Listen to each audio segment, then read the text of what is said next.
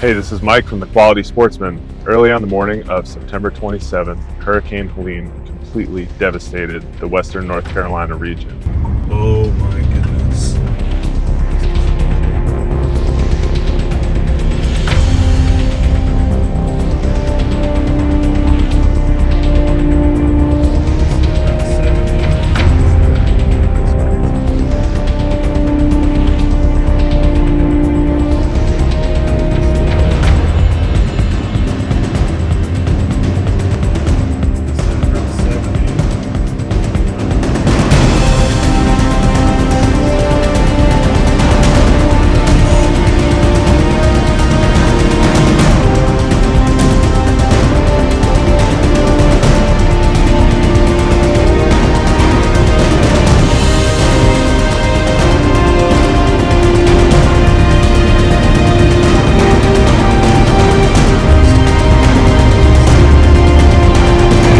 Is everybody helping? There's no National Guard,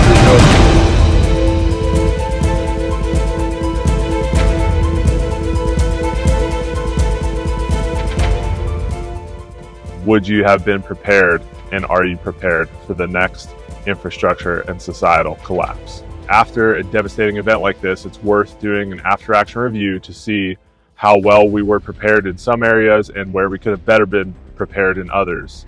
Really, what we're looking at is an infrastructure, grid, and communications collapse, and this could happen for any number of reasons. It happened in Texas a few years ago during the winter when it got really cold and their power grid collapsed.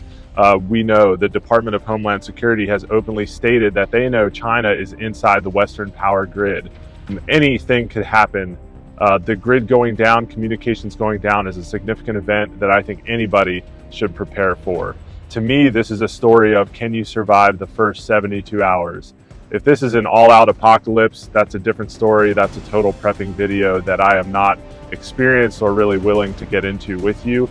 However, for this event, it was about 72 hours, maybe 96 hours before Western North Carolina region roads were opened up and help was able to get to us. So those folks that were prepared were able to thrive and help their neighbors during that initial time, where those that were not prepared were the ones needing help. Which category are you going to be in? So let's go ahead and first get into what I was prepared with. Obviously, this is a gun channel, and the first thing was I felt very well armed. On day 3, thought I was going into a situation where I would potentially have to use lethal force to save family members that were in a sketchy situation. Put on my kit and grabbed a sidearm and a rifle, and I want to tell you, what I had, why that was my choice. This is my FN15 TAC-3 carbine with a Vortex Razor 1-10 on the top and a Vortex red dot sight as a backup sight. This is an awesome, reliable carbine for me that I really love to use. It has a Blue Force Vickers sling. Obviously, when you're going into a potential combat situation or situation unknown, when you decide to carry this, you want to be able to go hands-free and use your hands if you need to. The Vickers sling is pretty awesome. It's one of my favorite pieces of gear these past few months as I've been shooting competitions. Very easy to adjust and get that rifle where you need. Now, this rifle is super reliable, but it's not just the rifle itself. It's that I've trained extensively over this summer with this rifle. I know that I'm super deadly with it. I'm super fast. I trust the equipment. I know it's all dialed in. Going into a potential looting and crowd control scenario, I really did want to have to deal with mag changes, although I had extra mags with me. So I brought my 40 round PMag with a Terran Tactical base plate, which gets me to load about 42, 43 rounds comfortably, and I can still seat that up against a closed bolt. So that was my main rifle of choice. I'm a rifleman first. I always want to go after a rifle because that's what I feel most deadly with. That's what I feel I can protect myself with. I will do whatever it takes to protect my family.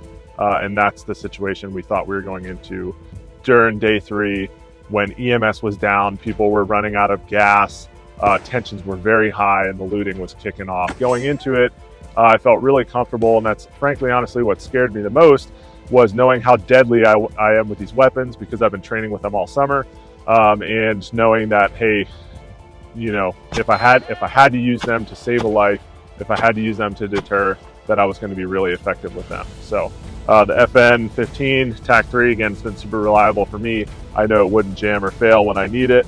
The sidearm that I chose is a new service weapon that I've been using lately. This is a Beretta 92 XI Squallow. As you can see, this thing is locked and loaded and ready to go. On top of it, I have a Hollow Sun 507 comp with a green dot. Every good rifleman needs a sidearm. This Hollow Sun green dot is the only thing I'll ever shoot. I've tried, Sig Romeo, those things, the battery dies. This, with the Shake Awake, this battery will never die. Whenever you draw it, it's ready to go. Beretta 92s, I was in the Army for a long time and I never loved the Beretta 92 with the M9 that I was issued. However, this is a quality piece of gear, this Squallow. I really trust it. I feel super deadly with it, especially with the green dot on top of it. Just having a reliable sidearm that I could strap on my belt in a moment's notice and, get into the fight with and know that it would run, I would be accurate with it. And of course, I don't have it here, but over the course of the first week or two after the hurricane, everybody was carrying, which was awesome once we got a lot of external help in. You may look at the media and see there were reports of militias running around, but really what that means is private citizens that are doing what they have to do to keep themselves safe in a situation where police and 911 response was not reliable because they had their hands full with the search and rescue efforts that were going on, looking for hundreds and thousands of missing folks. So during that time, my concealed carry was a Springfield Hellcat, which is a nice little, subcompact 9mm.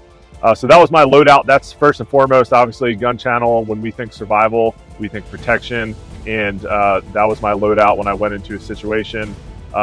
Next, when society collapses, when grid goes down, you likely will not have water.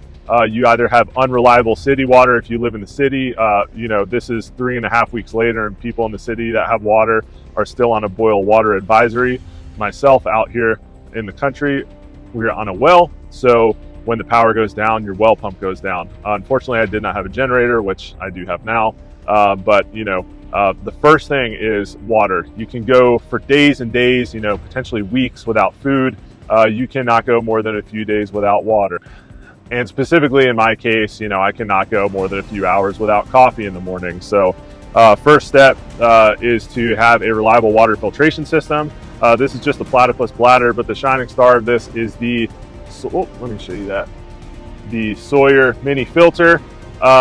This thing is a carbon filter. It filters out all devastating bacteria and particulates. This is actually my elk hunting setup. So when I go out west to hunt elk, I fill up this platypus bladder and I drink right from this. You can cut the nozzle off of any Camelback or any other bladder. You can also screw this on top of a bottle, and this thing will filter thousands of gallons of water reliably.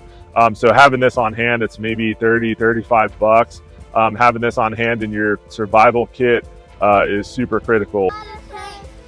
We got water from a spring. Our neighbor has a spring, which is pretty awesome. We're not jealous at all. When something like this happens, when EMS is down and the hospital's on generator power, you cannot get sick at a time like this. And we're kind of surprised that we're surviving. Yeah, we're surprised. I'm not surprised. So finding reliable mountain springs, even if you think they haven't been contaminated, it's still worth filtering your water, and having something so small that's capable of keeping your family healthy during the critical first 72 hours is totally worth it, especially at the low cost of $30-35. The downside to the Sawyer Mini is that it is very small, so it'll get clogged. So you have to kind of pre-filter. If you're dipping from a muddy puddle, you're going to have to use a coffee filter or something else to filter out silt and other particulates that are larger. Otherwise, that thing will just clog.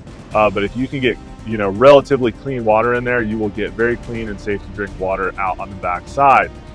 Even during a boil water advisory, if you have running water but it's not safe, boiling is good for bacteria, but it's not good enough for toxins. A lot of the folks in the area, had unsafe water due to other toxins when the flood came through and just, mixed everything up, washed homes and gas stations down the river and things like that. So you don't want to be boiling and drinking toxins. That's not good for you either. That's why a filter is the way to go. Now, I made a joke about coffee, but that really wasn't a joke. You know, during the apocalypse, you might as well be well energized when you wake up in the morning to go out and get after it. So having something like a camp stove like this Jet Boil is really awesome. These canisters last a long time. You can vigorously boil water in a couple of minutes, and, you know, do what you need to do. Have a bunch of dehydrated food on hand. I always have some for, you know, my Western hunts so that I don't have to buy a ton every year. And that was very helpful. We didn't end up using it, but we were able to provide that to other people that didn't have food. The more comforts you can provide during a situation like this helps to keep the emotional temperature down and helps to keep everybody thinking rationally. So, you know, something like this small, you know, Jet Boil, totally worth it. You know, I'm not a huge prepper, but I do keep, you know, probably 10, 15 individual servings of camping, you know, mountain house style food on hand. It was nice knowing that if we weren't able to, you know, restore services in Western North Carolina, that, you know, we had food for days and days, especially with a wife and 3 kids at home. That's pretty important. So those are the things that I was prepared with, whether I meant to prepare or not. You know, I had those and they were very handy. The thing that I didn't have was gas or fuel. You know, I have a really awesome Tundra as well, and that's great, but that's great until you don't have any roads. Like, having an awesome off-road vehicle is only as good as the roads you have. You know, I used this chance to acquire an ATV so that I could run supplies to people that were cut off, completely cut off from society, couldn't get in or out. This is wild. This was not a river before, and I don't know where these trees came from, but this is going to take a while to rebuild. Wow. So that was, you know, a fun opportunity, but I really wish I had that beforehand. But going back to the gas, when communications are down, the only way that you can get information, if you don't have a radio, which is one of the things I didn't have, ham radio guys were up to date this whole time. One of the things that, you know, you have to do to get information is drive around. So I'm driving around in my Tundra, checking on my family members in the area, burning gas, and all of the gas stations were down and Asheville was completely cut off. There was no way these gas stations were coming back up. So as I got down to less than a half a tank of gas, I was really wishing that I had some gas on hand. I had a couple of gallons in my lawnmower can, and I scrounged some from a neighbor's Airbnb, but unfortunately that was mixed. I guess in a pinch I could have put that on my truck, but I wasn't willing to do that just yet. So having some extra fuel on hand, you know, doing it again, I mean, now we all have generators and tons of gas cans. Obviously the problem you're going to run into with that is keeping that gas stable. So I need to find a method that I can keep, you know, an extra 50 gallons on hand or whatever, but keep it stable. You know, I know you can put fuel stabilizer in, but I'm not sure how long that lasts. So just something to think through. Even an extra 5 or 10 gallons could go a long way in a situation like this for getting you just a little bit further outside of the disaster area so that you can get to a part that is not affected by the disaster, evacuate your family from an unsafe situation and get them to safety. Now, I've mentioned chainsaws a few times at this point. The first few days, everybody was just cutting wood off of power lines. It was pretty sketchy, but with the entire grid down, you know, I'm sure some folks lost their lives due to bad power line discipline. Thankfully, myself and my neighbors, we were okay. We knew those power lines were down and we were careful not to touch them, but man, we had a lot of huge 150-year-old oak trees to get off so that we could open up our road system again. And I just want to make a shout out to all the real men of Western North Carolina. I saw some, you know, some interesting sites where there were some soy boys in shorts and flip-flops sitting in chairs on their front lawn while real men were, you know, citizens, not workers, were cutting trees off of their driveway. You know, be the real man, be prepared, be fit, have that know-how. Don't just be that soy boy that was sitting in the lawn chair with his legs crossed, watching other real men do the work that he should have been doing to help his family. Okay, now to the bigger stuff. Obviously, chainsaws were huge. I had 2. I immediately broke one. You know, I've never cut huge oak trees before. It was just a small, simple part that I needed, but again, everything was shut down and we were isolated. So having 2 saws was awesome. that may not be applicable to you. While I think chainsaws are great, if you live in a wooded area, maybe there's something else, some other piece of equipment that you need that applies to your specific situation.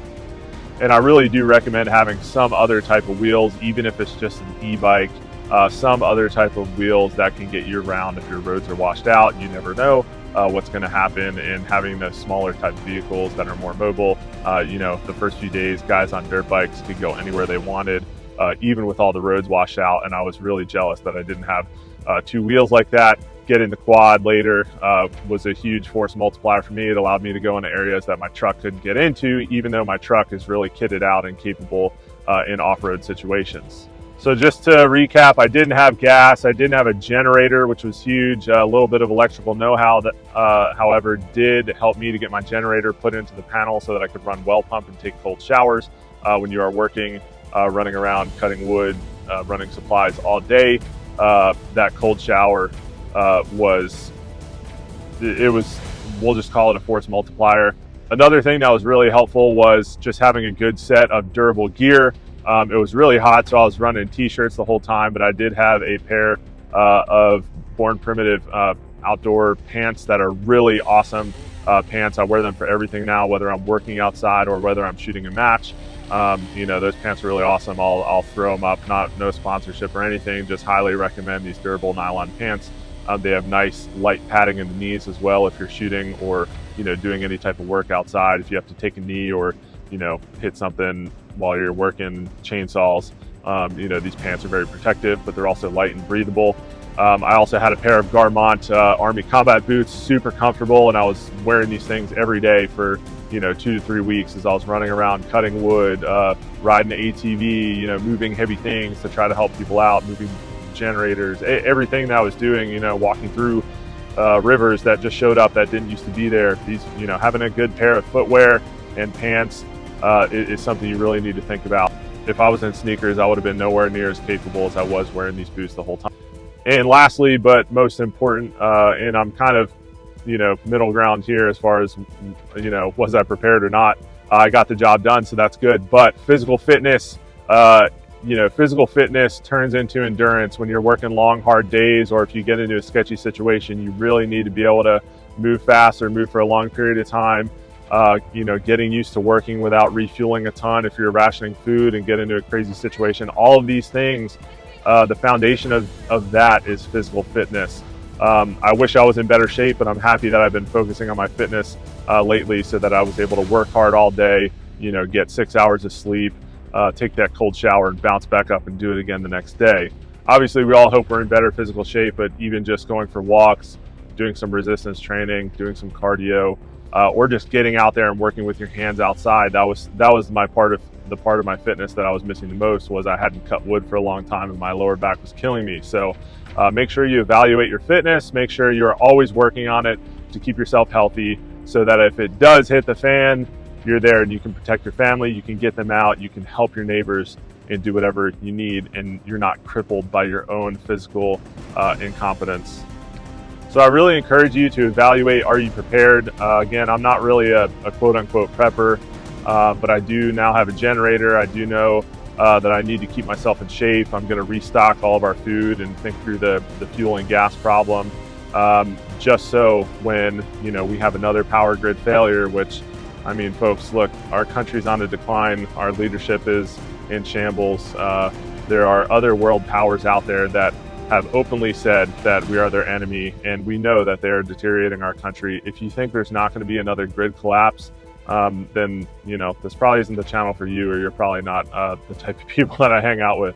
Let's be real. It's going to happen, so having these supplies will always be good, even just thinking through the first 72 hours and are you ready?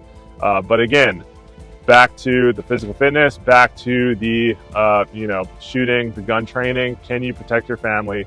Again, we got into that situation here a little bit where things started to get tense on day 3. Emergency systems were down, 911 response was not happening, and criminals will always be criminals. I saw a lot of goodness from people, but a lot of bad people will take the opportunity when they know that police aren't going to respond to do bad things, to loot, to try to take what you have, and you need to be ready to defend your family. get out there, shoot some competitions, go to the range, train, make sure you have your weapon systems dialed in, because you never know when this type of thing is going to happen. We thought this was just going to be a heavy rainstorm and a day off of school for the kids. We had no idea that it was going to be the craziest few weeks of our lives. I hope you learned something through this. Even if you got one tip or thought through one thing that you can do to prepare yourself better, then this was valuable. If you have any questions, drop them down below. And we'll see you next time on The Quality Sportsman as we get back into our routine of long-range shooting and product reviews.